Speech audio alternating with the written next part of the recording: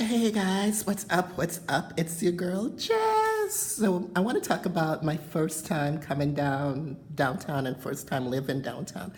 I remember back in the day when I first came downtown at 13. It was so crazy because no one wanted to come downtown because it was like, this is where all the freaks and gay people, what they used to call freaks and transgender people, and it was nobody wanted to come downtown. Like downtown, there was a corner for trans hookers and gay boy hookers, and there was like, it was just, and you would see all these old men with these young boys. It was like, wow, that was my first. I've never seen like gay people before, and I remember when I first came downtown, I was like 13, and I would just walk down into the gay village, and there's this one bar called Bar 501, and they had the window things open, and the guys and I remember all these guys, like old men, like trying to hit on me and pick me up, and I was like, oh my God, like, these old perverts trying to prey on these young guys, young transgendered people. And I remember, there was this one transgendered woman who was so nice to me, and she showed me around, and she's telling me, what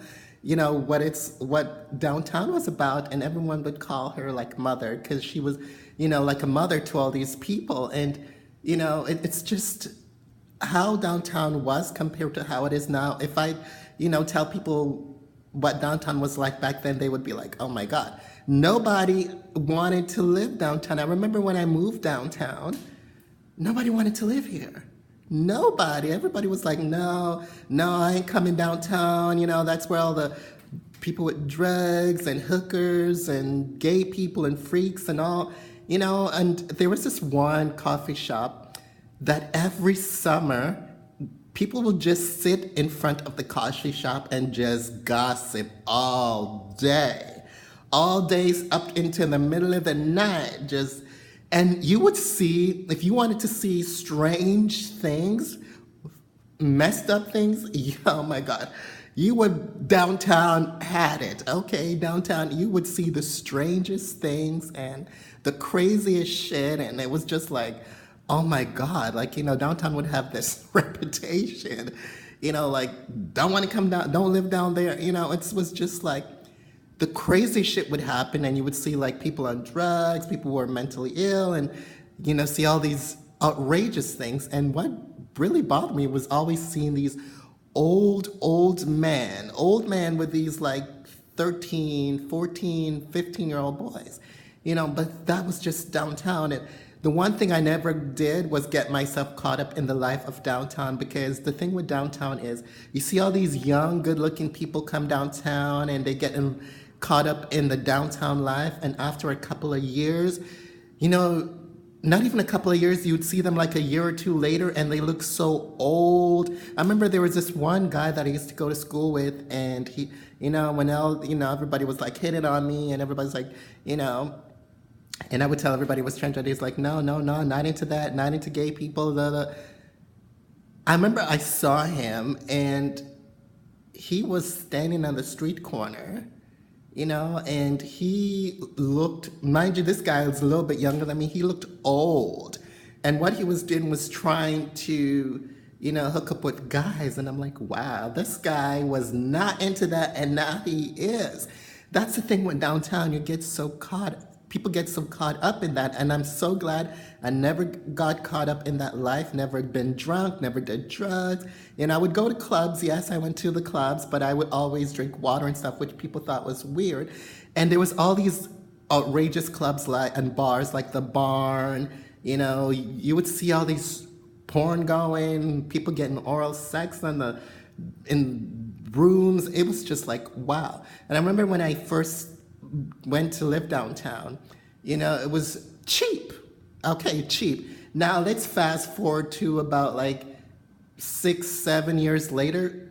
You just started seeing like condos going up, and then prices started to jump up, and then the government started to get rid of a lot of the gay people, and the coffee shop that I mentioned earlier, like they switched around, and then they turned it into a bank, and they started to clean up a lot. And then it's like, wow, like even now you don't see too much hookers, like, transgendered hookers or male hookers too much walking around, because it's just so different. Now it's like fancy restaurants and condos going up, and all these gay places are gone. There's still a couple left, and it's just so, it was just, what?